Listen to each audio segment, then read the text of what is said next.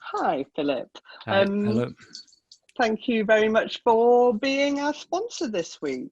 Oh, delighted to sponsor this shiny live stream. And yeah, I'm from a company called The Nerve. We're a music library, but a bit different from other libraries. We're kind of set up to be fresh and different and new, and not like the old staid kind of library music that everyone's used to. Very connected with the artists that we represent. It's like an indie record label with a kind of licensing bit on the side, so it's a bit kind of cooler than your average library setup.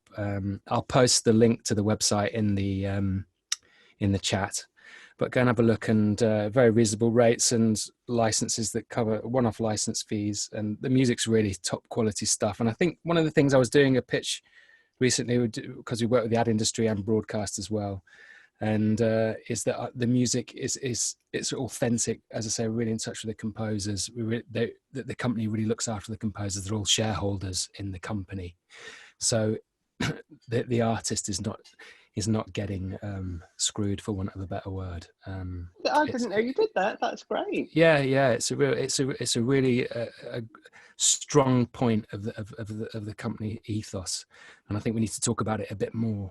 Because creatives and artists get the raw end of the deal more and more, and it's good to be able to give some power back to them. So that's what. So you're an ethical choice. Yeah. And you've got loads of cool artists and cool music. That's right. Every genre you could shake a stick at, and amusing album covers. All the music comes with that in like albums, and you'll see on the website. It's quite nicely done. Okay, and we like to have fun with all that stuff, so check us out. And you take all the headache out of all the really boring stuff that can happen around music licensing. Yeah, it's a one-off license fee, and then they're very, very reasonable, and yeah, it's just a one-off fee that covers everything, global use in perpetuity. It's a real one-stop kind of a solution, so it's very, very convenient. Fantastic. Thank you very much, Philip. Much appreciated. And I'm looking forward to the wisdom that's going to be imparted to us today. Yes, Andy Roberts is so wise. It's amazing. I get called that all the time. So first of all, just before we get into talking with Milo, who we are spotlighting as a new director, I'm just going to share the screen and share what's going to come up later, running order, etc. Okay, so we've met Philip from The Nerve. In a couple of minutes, we'll talk to Milo, who has made this fantastic video, which featured on the fader, and he's made another one since then called Shit Video, so find out a bit about that as well. Then we're into the meat of the whole event, which is how to write great treatments with people who really, really can put the proof of the matter in front of you, because they've made so many great videos between them all. Q&A at 20 to 5, and then back to the breakout rooms that we usually do at the end of every event. So that's what's coming up. And without further ado, Milo, hello. Hello, how are you? I'm very well, thank you. Thank you very much for taking part today. Oh, my pleasure. I see some pictures behind you. Are you a visual artist as well? I'm actually at my friend's house as we're working on a video that's happening tomorrow. So this is actually his bedroom. I can't take credit for his drawings. I'm a terrible drawer. So tell us first of all about you as a director. How long have you been directing, and what's your story so far?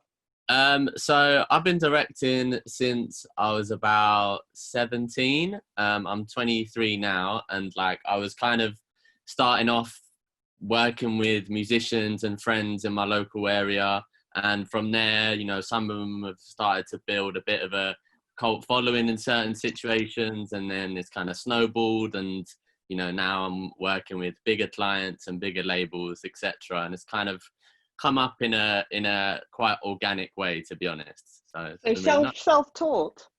Yeah, well, like my dad has a bit of is also a director, funnily enough. So it slightly runs in the family a little bit, and I've been very lucky to have quite an eclectic mix of films to choose from and kind of be my own little personal film school. So I've kind of had that as my education into doing what we do right now. Fantastic. The importance of role models, eh? Yeah, definitely. Someone on chat I see is just called Owain Astles, might know you. He says, just saw Milo Blake on the chat. Big up on the UK ship video, mate. Yes, so that was basically one of the artists who features on the different video which we're going to show. He did a song recently called UK Shit, and I did a video for that, which is kind of like a POV setup inspired by kind of the like Prodigy and Kanye West, who have done multiple versions of that kind of technique. Excellent. So because this is the event of the live stream about treatments, tell us a bit about getting commissioned for Different and whether you did a treatment for that and whether it was different to the real thing. We did do, we actually did quite a few treatments, and it was quite it was a little bit of a drawn out process in terms of like piecing together what was working for the client and what wasn't. And it required quite a lot of kind of going back, redrafting. And after about 3 kind of goes, we got to something which had some shape that everyone really liked. And then we just kind of went with it from that. But it was quite a fluid exchange between myself and the artists involved. And there wasn't so much a commissioner involved in like a more traditional sense. It was more between myself and them directly. And they had kind of contacted me after seeing the work that I had done with artists in a similar bracket of music to them and a kind of similar community as them. So that was kind of how it all got put together. Okay, great. And you got a premiere on the fader with this? Yeah, so I got a premiere on the fader with this, and then also there's a music platform and radio show called NTS, which premiered the video, and it's been like really successful since then. So I'm very lucky. It's a great video, and as we'll see shortly. Was it you who got in touch with the fader and with NTS, or was it people was it the artist, or was there a PR company involved? No, it was nothing like that. I mean, the artists already had links to fader, and so they were kind of happy to support once they rated kind of what the artist output was and also what we had done for the visual. And then in order to get it on NTS, there was a previous relationship with me and them and their video department. And so it was kind of like a very nice merriment of all these different groups helping to provide a platform for what we had done. Oh, that's great, isn't it? Because directors more and more are getting involved in promotion and how it happens and helping with the network. Yeah, I mean, like, I think in terms of, you know, that situation, we felt like we had something good on our hands, and it was trying to like use all of the resources we had to try and get as many eyes on it as possible. And that was kind of, we went full steam ahead with that. And tell us a little bit, just before we go into the video, tell us a bit about the technical aspects of making it, because I think that's a thing that you like getting into, isn't it? Making things technically interesting. I mean, I think in terms of this one, this was quite a big technical challenge for me, because the other stuff that I had done had maybe been more image based or involved kind of choreography or movement, and this was relying on a certain technique that I had no experience on, but I was quite excited by getting to try something new. And I always try to do that with whatever video I'm working on if I can help it. And I knew I wanted this kind of 360 movement to it and kind of like a revolving room effect, but the budget was literally tiny. So it was trying to work out how to do that without it being like a massive motion control setup or something like that. And then I heard about this strange little kind of disc tool, like I can't even remember the name of it now, to be fair. And it was basically used for capturing time lapses and stuff like that. And then we basically repurposed it to suit what we wanted to do. And then it was about trying to find a location which had a lot of character to it and also had quite a particular setup in terms of like quite rigid lines, because then once we got to post, it made it quite easy to kind of comp all our shots together off the lines that were in the space. And then once we had that set up, it was about trying to make dynamic transitions within it and make the styling interesting and make the movement that was coming across the kind of like the movement of the camera also quite dynamic as well. Yes, I'm here. Yes, sorry. Sorry, there we are. Let's get rid of her. Fantastic. I love that. It's such a nice track as well, isn't it? Yeah, no, I've been very fortunate to work with like what I feel like are really good songs, and personally as well for like my creative process, I find the ideas come a lot easier when I really like the song and I can get into it, and then it just flows better for me. Excellent. You've got some really nice comments in chat, including from Jen, who's coming up next, saying such a dope video of Milo. Thank you. Like the La Haine poster. Yeah, I've heard people. Yeah, that's like my favorite film of all time. Any work that I do, I always feel like there's something inspired from La Haine in it, so that has a massive influence on me. Excellent. Oh, well, thanks again, Milo, for taking part and for putting that video into Shiny. People really, really liked it. No worries, no worries. Okay, great. Thank you. Right. Pleasure. Right, over to Jen, Andy, and Nicholas. Hello, everybody. Hi. Hi. Hey, Jen. Brilliant. Hello. Makeup looks nice. So I'm just early here, so I'm rushing everything this morning, but thanks so much for having us all. Oh, thank you for coming. It's really great to have you. I love that background. What's that? Oh, it's the Flight of the Conchords guys. I like it because I'm always sitting in between them. It's much more exciting than my office, the developer's office. So this is Jen Herrera. She set up Las Bandas Be Brave, the fabulously named Las Bandas Be Brave. How long ago? 8 years? You know something what? like that? Exactly 10 years ago. And oh, wow. September of 2010. And I'm just annoyed at myself that I sort of forgot, and I was, well, there's COVID here in LA, obviously, but so not the best time to throw a party, but exactly 10 years ago. So I started it in London, and then I moved, Andy joined me about 4 years ago, and kept the torch going for Las Bandas Be Brave in the UK, and then I moved to the US. So now I'm doing all the US roster for Las Bandas Be Brave, and Andy does all the UK roster. Okay, brilliant. And the other person we have in this chat is Nicholas Lamb. Nicholas, do you want to do a wave? Hi guys. Hi. And there's Andy waving as well. So Nicholas is currently in London, but usually in LA. Correct. And Andy is in London. So I think I'm going to hand over to you three now to start telling us about writing great treatments. And I'm ready to play video whenever you need it. Okay, great. So I just wanted to, I can't see Andy here, but I just wanted to first just really quickly talk about the aim of a treatment, because treatments are like such a huge, I mean, obviously, you know, some people that like don't go to film school or whatever don't realize like how important writing is as a skill as a director. It's like it's like almost as important as knowing about, you know, being a director in terms of, you know, cameras and art direction and stuff. It's just as important because it's where you get your projects. It's how you get awarded things. It's how you make money. So the aim of a really good music video treatment is obviously to win the job, but the other aim is strategic.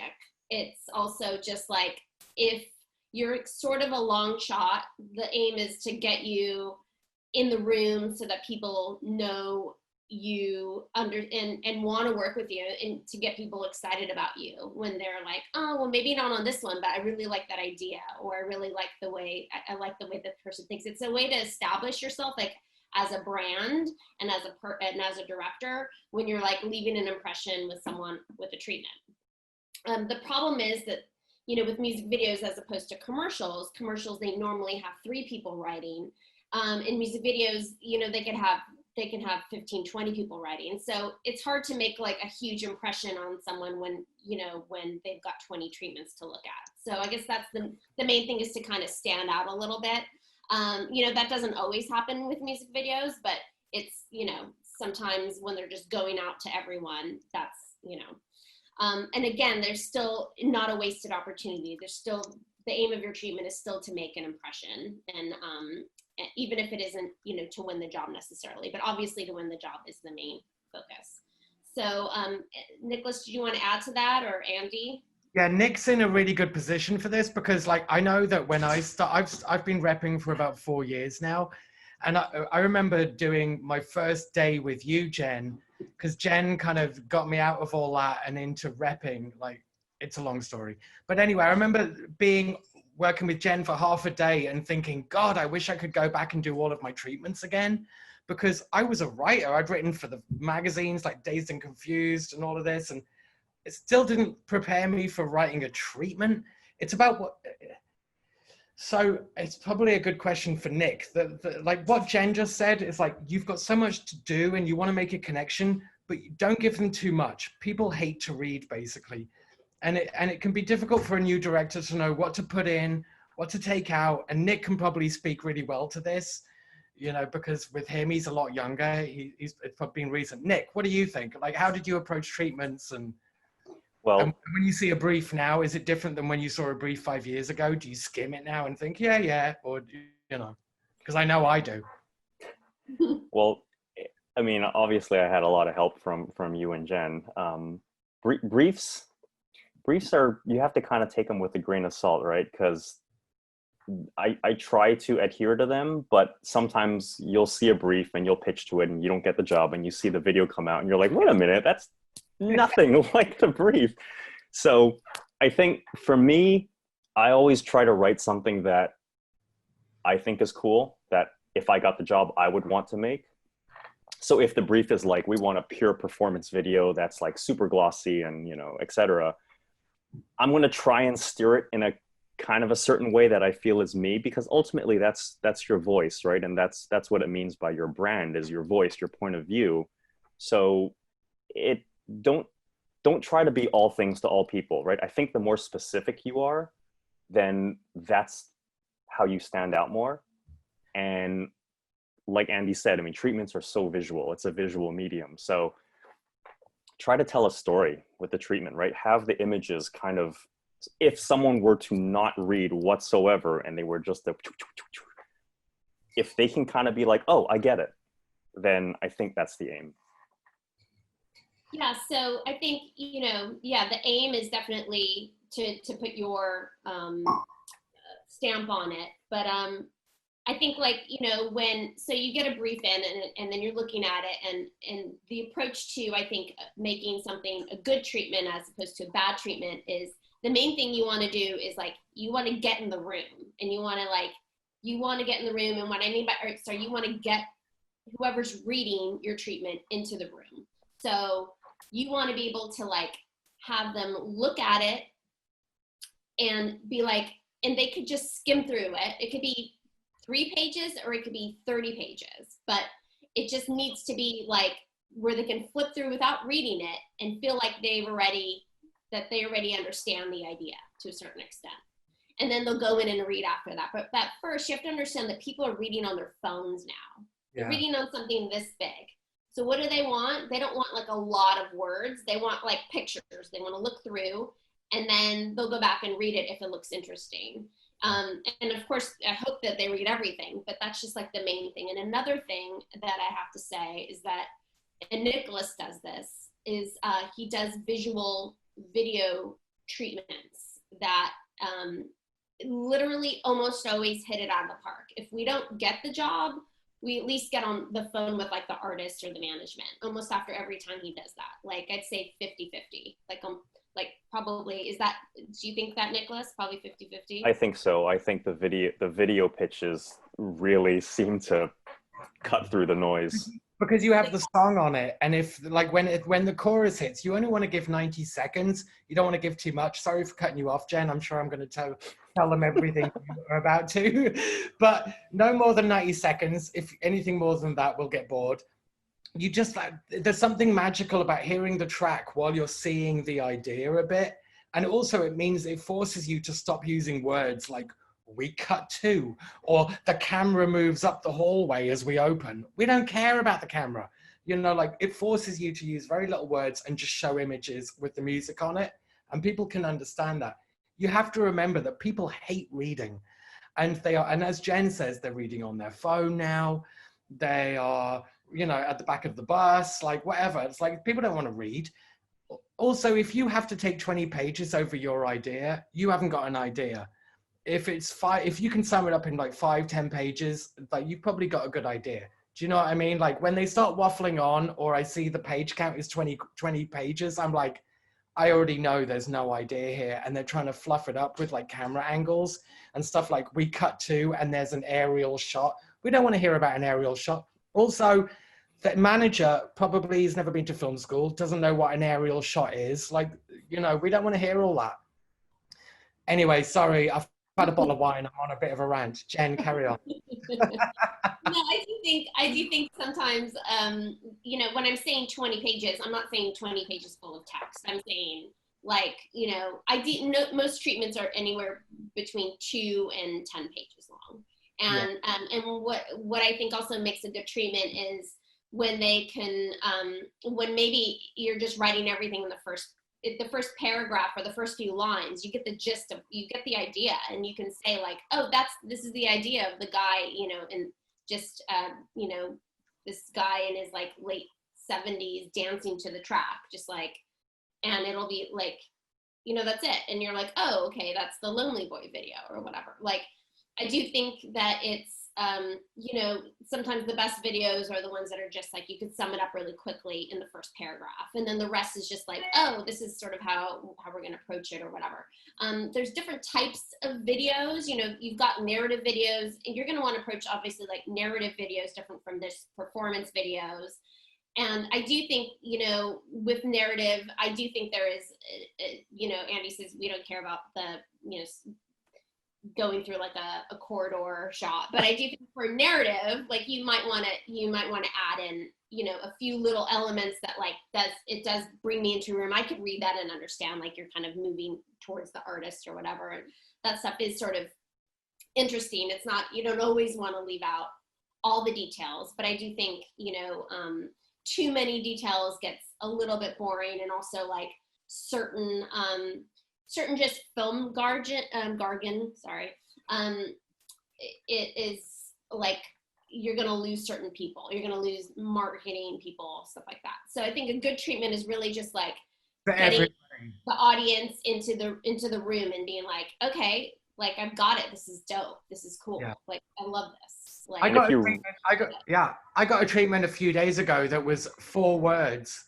I mean, it was a page. Well, I only saw 1 page, but apparently there were 8.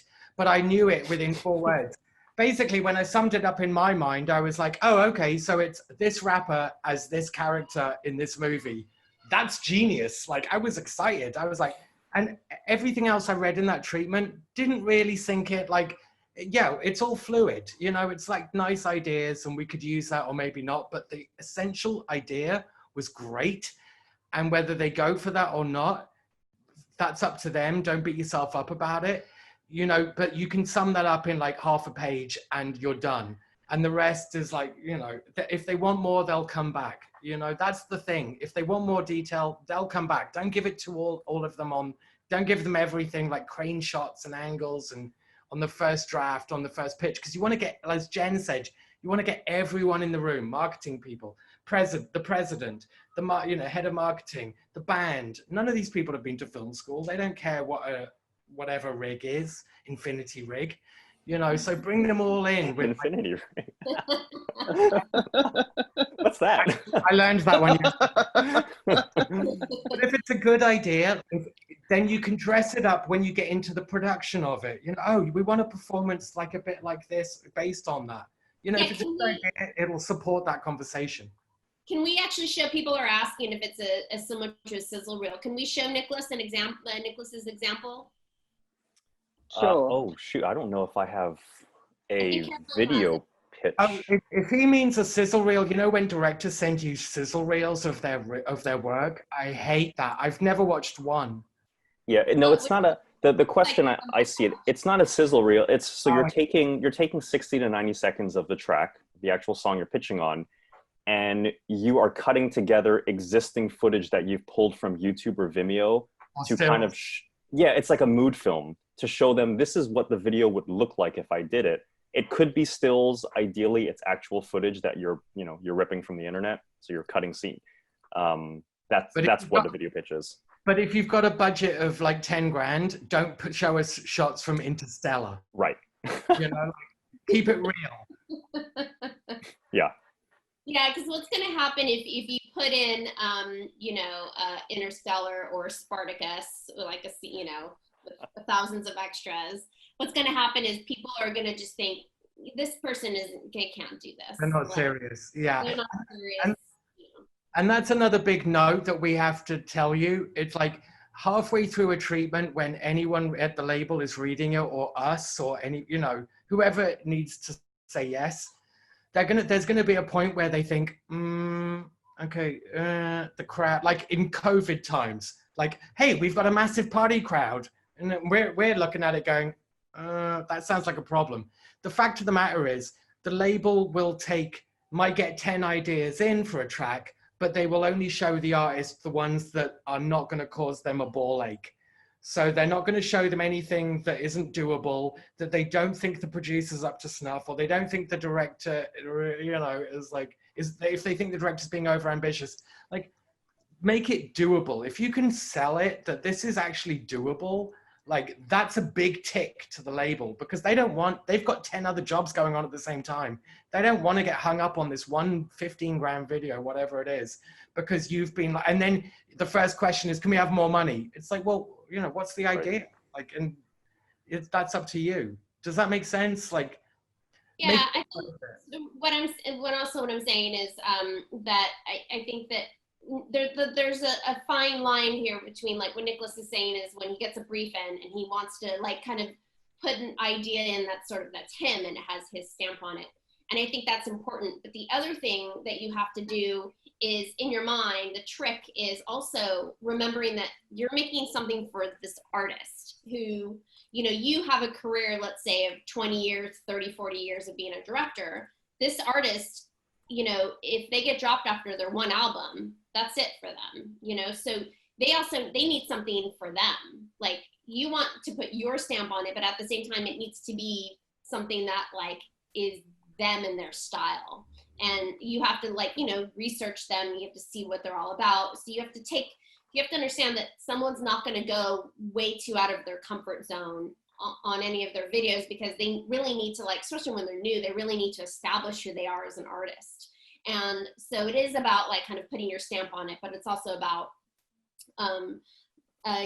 giving an artist what they need, what the marketing people need to sell them, to get their album sold, to get, like, to expand their base. So a good treatment is something that kind of, like, is in their orbit, but and also in your orbit. So, like, that overflaps in your orbit and in their orbit. But I thought we did a video. Someone's asking the video treatments. I really do think it's important to show them one. And is there? I think Nicholas. Andy. I thought you sent Caroline something. Nicholas's. I have the baby king. The written ones.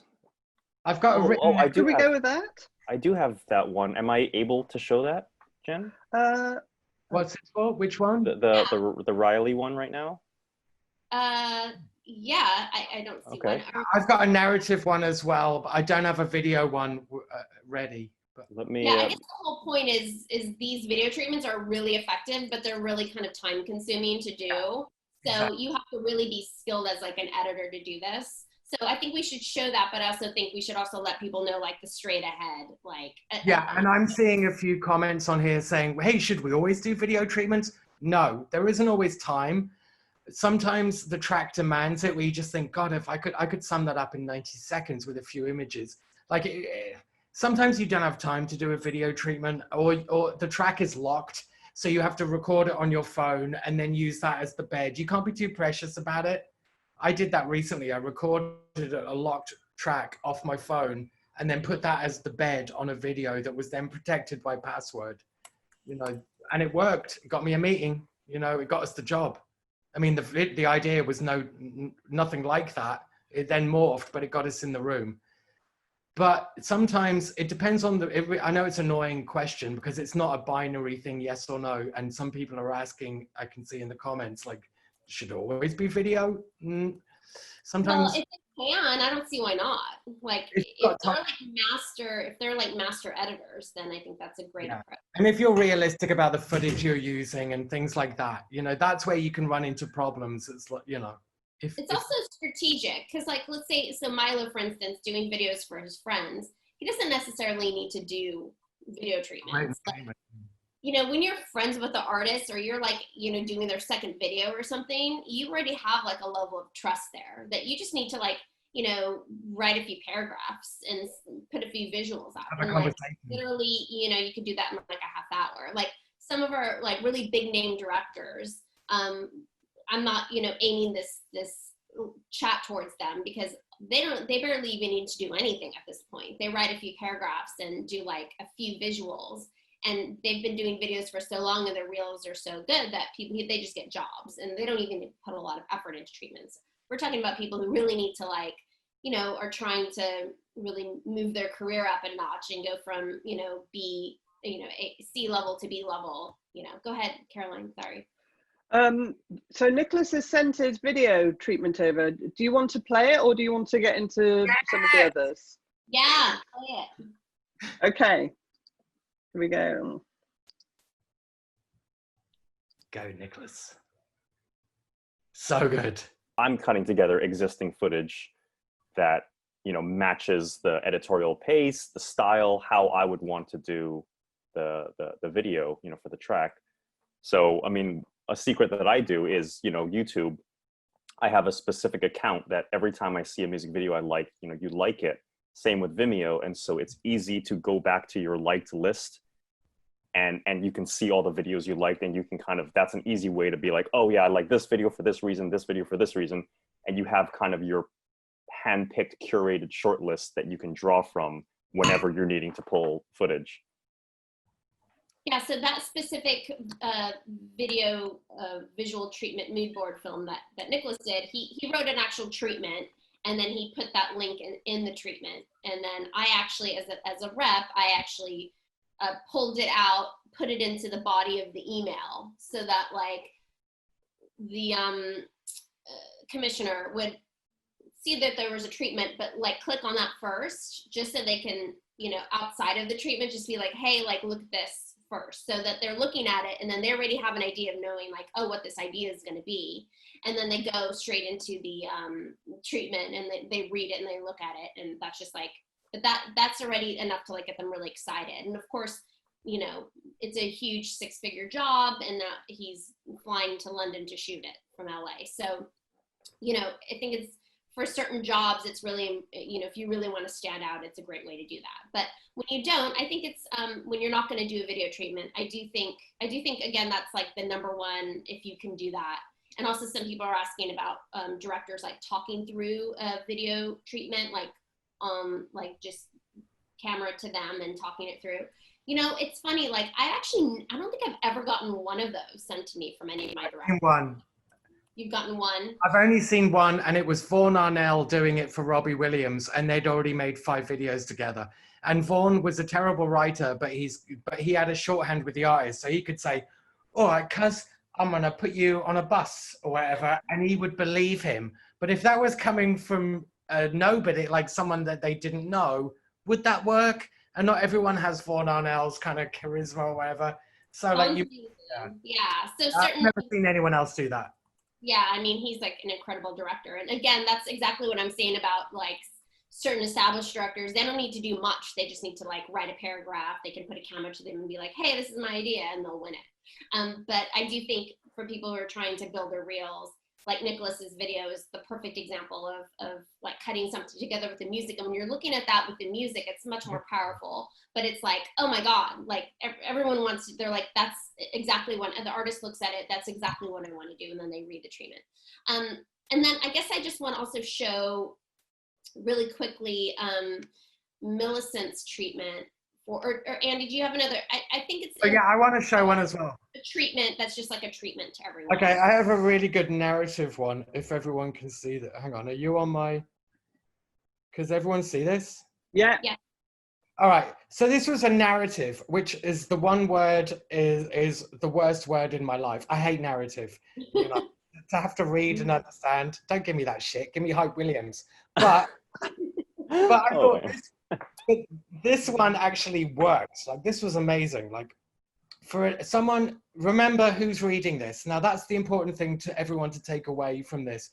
Remember who's reading this. It's a broad room. It's not the commissioner anymore. It's not just someone who knows film. It's the artist who's just been signed, who's never made a video. It's the manager who has 5 seconds, or like the head of the label that's literally got 5 seconds. Like, people should like respect people's time more. So look, watch this. Okay, 30 seconds. Jonas Blue, Fast Car. This got made, by the way. All right, first song. I really love this version of Tracy's song. That's as much, we'll talk about that, people sucking up. Blah, blah, blah. I'd like to do something weird and majestic. Okay, that already gives me something. Underdog Love Story. Right, so he goes, it starts with a girl like this. Vague, right? Page 2, who lives in a world like this. Again, nothing too specific. Who meets a guy like this? That's evocative, but doesn't give us too much. And like, think about all the treatments that you've written for narratives that are like, and then he looks over there and he's surprised and all of this. And you're thinking, it's a new artist. I'm not sure he can look surprised, but all of that. Like, this guy doesn't get into all of that. He meets a girl like this. It's all broad terms. At first, they don't trust each other. Look at the casting. It's interesting already. But then they learn they are meant for each other. Nice images. So they do things like this. Look how brief that is. I mean, when you're pitching to 10 people, 5 of them could be dyslexic. 4 of them might be drunk like me, and another one might be stoned like me. So like, you have to factor that in. No one's putting time aside to read your treatment the way they would like a new Hemingway novel or something. It's like, I'm just going to put an hour down to read this. Like, no one cares. So like, okay, so we're halfway through. One day, the man gets taken away. The girl doesn't know why. I don't know what that image means, but I want to know more. I mean, hello, love her. She searches for him. She finds him, but he's not who he used to be. Maybe he's a clerk at a convenience store. So he's hedging his bets. You can see that, the director, he's hedging it a bit, but he's already got a vision. She doesn't know if she can trust him anymore. I mean, in most narrative treatments I see, there are no twists. It's literally ABC. Oh, I went to film school, so I must know how to tell a story. This guy is like getting into the nuance, but he's not bogged me down. I'm only 6 sentences in. She doesn't know if she can trust him anymore. I don't know what that means, that page, but she's wearing Angora and I'm fucking loving it. So like, here's a video. You know what I mean? Look at that. There's a video. Already I'm starting to think, I don't need to read all this. I kind of feel like he's got a vision. Dramatic, surreal, blah, blah, blah. So like, Days of Heaven or whatever. So there we go. That was the end. That's a whole story. Like, he gave an ending. I'm sorry I keep scrolling and you didn't get to read all of that. But that's the point. It took about 30 seconds to read it. And Elsa Robertson commissioned that. She called me straight afterwards and said, oh my God. And I was like, I know, right? It took 30 seconds to read. And she was like, right. We're so happy. I'm so happy. She sent it straight on. The job booked. The artist came back and said, it's a little too magic realism. Can we just peter down a little bit? And that's what the first draft is about. He put it all out there in idiot terms that anyone could understand. And then they came back and said, oh, we're not sure. We love it. It's intriguing. We're not sure about the magic realism. Guy is from Essex and he's a little bit, you know, like basic. Well, but it got into the room. Like, that was a brilliant narrative. I love that. That's my show. 20 seconds of it? It took about 20 seconds. Yeah, let's show a bit. Andy, you just need to unshare. Stop sharing. Go. Thank you. Oversharing. That was lovely. Desktop, okay. Like 1 billion views. You're like, yeah, it has, hasn't it? But that was a Right. great, that's a good example of a narrative. Even whether it's a narrative or it's not, boil that shit down. Because I've been a writer, I've been a director, I've been a rep, and I've been where you are when you have to get it all out. Just there has to be a point, there comes a point where you need to step back and go, okay, and that's what your rep does, I guess, is where someone steps back and go, okay, what you're trying to say is in so many words, and then you boil it down. Unless you're Nick Lamb and you're brilliant at boiling it down. Sometimes the rep has to has to pick this apart and go, okay, what you're trying to say in 5 words. And that's what this treatment did so brilliantly. It was like, it was enough, not too much, you know? So I think, Andy, go ahead. we've got a couple of questions from the beginning of chat, from GS and Christopher Holt, who are both saying, how do you get access to briefs in the first place? Andy, you mentioned something about the role of reps there. Well, you need a rep, I guess, and to do that, you need something specific. You need to do something different, you know. Well, and the way to get a rep is through all the tools that Shiny gives you, basically. I mean, you know, it's right there. She's giving you all the tools to book your own videos with your friends. People like Milo had to start on his own without a rep.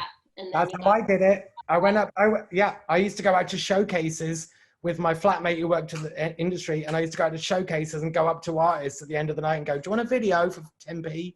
And I'd make their video, I'd pay for it. But it got on MTV too, you know? I paid for mine, to be fair. So that's just how you got to start sometimes. Mm-hmm. Yeah. Yeah. And also Milo said something so great earlier. He's in that position where he's making videos with friends and great music. Because when you're starting out, you have a choice about the music you get to work with. And I have the luxury of that right now, you know, so that's a great time to be in, you know, because you get to make what you want with the friends you want, with the best music. And then later on, when they start sending you Sagala, then you have to go, oh fuck, now what? And you have creative autonomy when you're kind of working at that level too. You can really showcase what you can do or try new things. With no money, with no money, because you're doing it for love. With your right, so no one can tell you what to,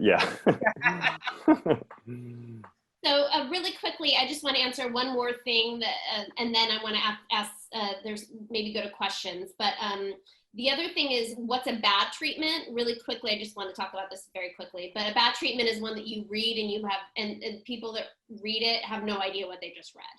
And it just like goes over their head completely. And I get a lot of those. I still get a lot of those by directors who I work with. And it's like, I read it and I'm like, I have no idea what I just read. And then I have to like go in and dig in and try to figure out what the idea is. And part of that is just maybe too much to read, but the other part of it is just like the visuals aren't really coinciding with what I'm reading. And then, you know, and also some directors are like, you know, dyslexic, whatever. I've got a lot of them, they're genius. I think that they just need the producers and I need to like read over the text and go over everything. But if you are, just say, hey, I've got this issue. And then like, I'm more than willing to help like kind of clean up treatments, you know, so you just, cause you want to present something really, you know, a bad treatment is one that's just spelling errors everywhere too. And it's being sent in, it just doesn't look professional. So that mostly the bad treatment is just one that you read it and you don't just no idea what you just read, I think. And also, there are a lot where it's, I can see that it's 20 or 40 pages and I already know there's no idea there. Otherwise they wouldn't need 20 or 40 pages. Yeah, so okay. I think there's no idea and there's 20 or 40 pages. Probably video treatment is probably what they should have been doing because it's probably, there's a lot going on in their head and they don't know how to say it, so. Yeah. That's a good tip. Sorry, go on. It's a good tip to do a video treatment if you're a bit stuck with your writing and it's just going on and on and on and you're not getting to the point. We have a couple of questions from Hugo Karras and Gabriel Shalom. How can you cross over into music videos from doing commercials? Okay, so the first thing I have to say about that is I do have a lot of commercial directors that I have do music videos. And why they love doing it is because they get to be very creative as opposed to like just getting their, you know, the brief from the clients and the agency. So I think if you are doing commercials that are sort of that are documentary style, which is a very big thing right now, I think it's a little bit easier of a transition if you're a commercial director doing like doc style commercials, because there's a lot of doc style music videos happening. So I find that the easiest transitions I'm having are those directors that have that on the reel, because then people are like, oh, they can do documentaries type music videos, and a lot of people are looking for that. So with the artist isn't in it, especially during COVID times. If you're not one of those commercial directors and you say you're a comedy commercial director, I think it's a lot harder to get, you know, just have your rep just transition that without you doing actual music videos. So number one, I would say you need to do music videos. And how are you going to do music videos without music video reels?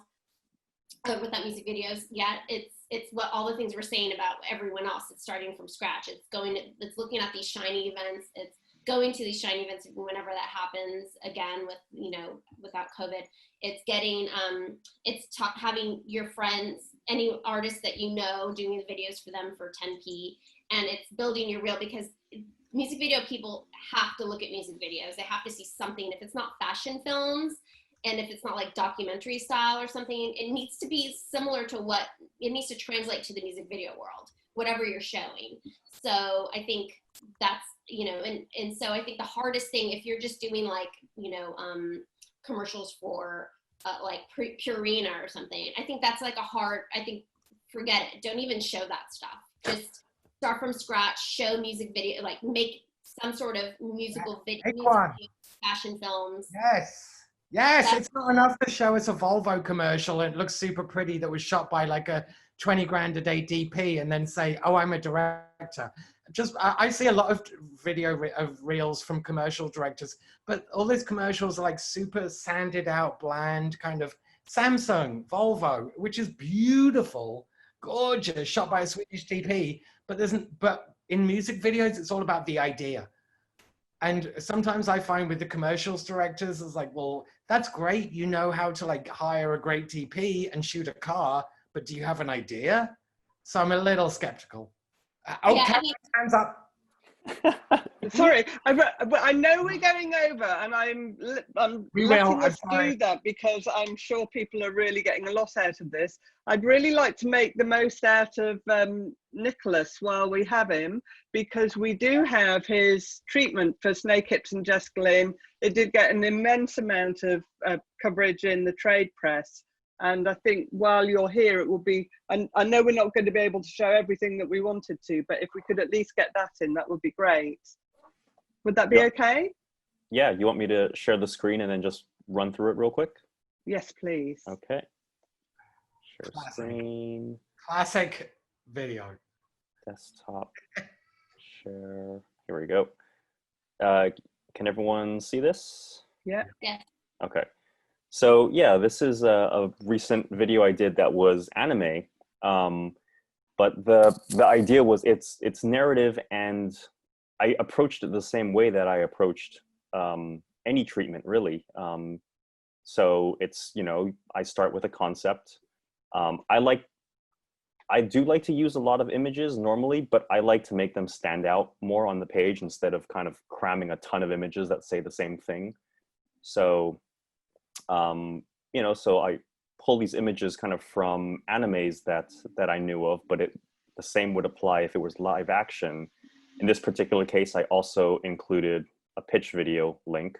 So I also cut together something, because I feel like for anime, especially because I had never done anime on my reel before, I needed to show them that I understood this genre. So, you know, then I kind of summarize the story. I try to keep the text to a minimum. I tend to write a lot, and Jen and Andy usually tell me to cut it down, but this is my attempt at writing not a lot. You used to, but not anymore. Your treatments are perfect now. This is a great example. Well, thank you. You're perfect, Nick. We love you.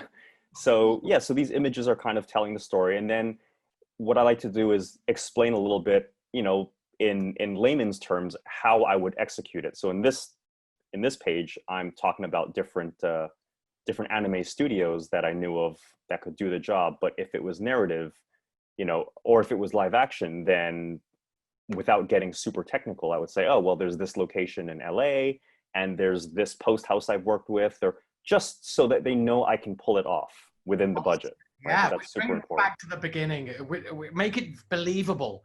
And that's what Nick did. You make it believable. You bolster like, oh, I can do this because a lot of the time we're reading this shit going, I don't believe it.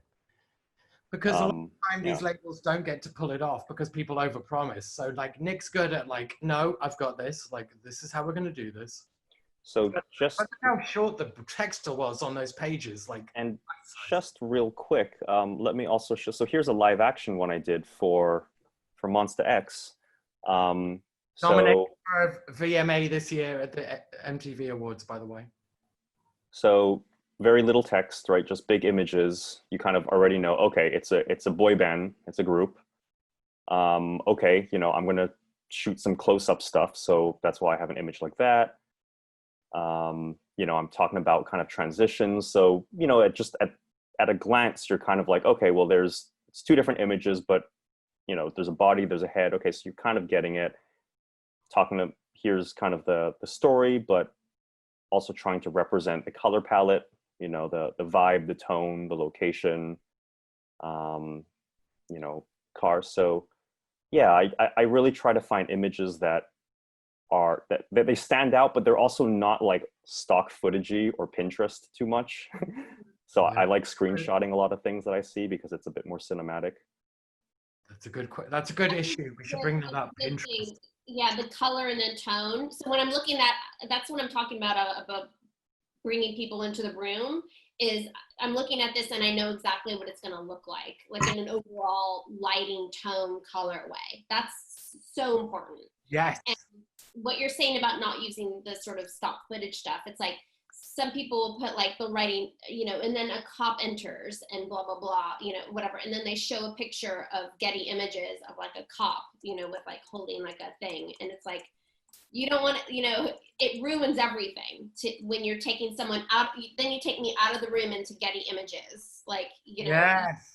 I don't want to be taken out of like the world that I want to be in. The world I want to be in is the music video world in treatment form. So when you're using Getty Images that are really corny, just be like, guess what? I already know what a cop is. If I'm reading it and a cop enters the party, like you don't need to show me a Getty image of, you know, white backdrop, you know, it's just like guy like that, you know, holding his whatever baton. Like it's that's the problem, is that people think that they need to put in, with the visuals, they need to put in like all these pictures and stuff that they don't really need to put in. They need to put in exactly like what Nicholas did, which is like the tone, the color, the feel.